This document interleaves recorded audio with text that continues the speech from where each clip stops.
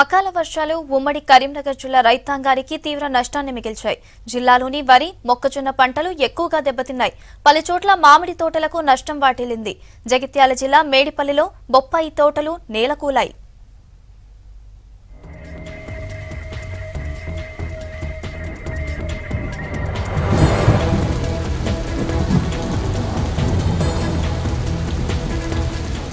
ఉపరితల ద్రోణి ప్రభావంతో 2 రోజులుగా కురుస్తున్న అకాల వర్షాలు ఉమ్మడి కరీంనగర్ జిల్లా రైతులకు అపార నష్టాన్ని మిగిల్చాయి. కరీంనగర్, జగిత్యాల జిల్లాలోని చొప్పదండి, సారంగపూర్, ఇల్లంతకుంట, సుల్తానాబాద్ మండలాల్లో భారీ వర్షం కురిసింది. దీంతో పంటలు దెబ్బతిన్నాయి. పలుచోట్ల కోళ్ల ఫారాలకు నష్టం ఏర్పడింది. మామిడి పూతంతా రాలిపోయింది.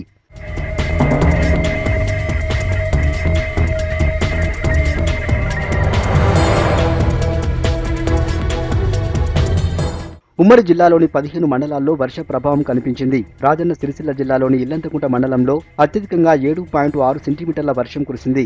జగిత్యాల జిల్లా సారంగపూర్లో 4.6 సెంటీమీటర్లు, బోయినపల్లిలో 4.1 సెంటీమీటర్ల వర్షం కురిసింది.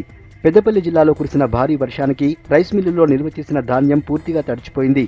హుజూరాబాద్, కరీంనగర్ పట్టణాల్లో నాలాలు ఉప్పొంగి పలు కాలనీలు నీట మునిగాయి.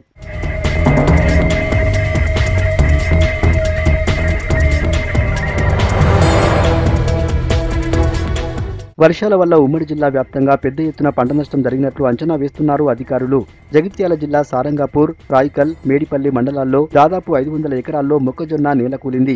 కరీంనగర్ జిల్లా చొప్పదండి, రామడుగు మండలాల్లో దాదాపు 300 ఎకరాల్లో మామిడి తోటలు దెబ్బతిన్నాయి. కతలాపూర్ మండలంలోని పసుపు తోటలకు నష్టం ఏర్పడింది. మేడిపల్లి మండలంలోని పలు గ్రామాల్లో బొప్పాయి తోటలు తీవ్రంగా దెబ్బతిన్నాయి. ఈదురుగాలులకు కాయలు నేలరాలాయి. అకాల వర్షానికి తీవ్రంగా నష్టపోయిన తమను ప్రభుత్వం ఆదుకోవాలంటున్నారు రైతులు.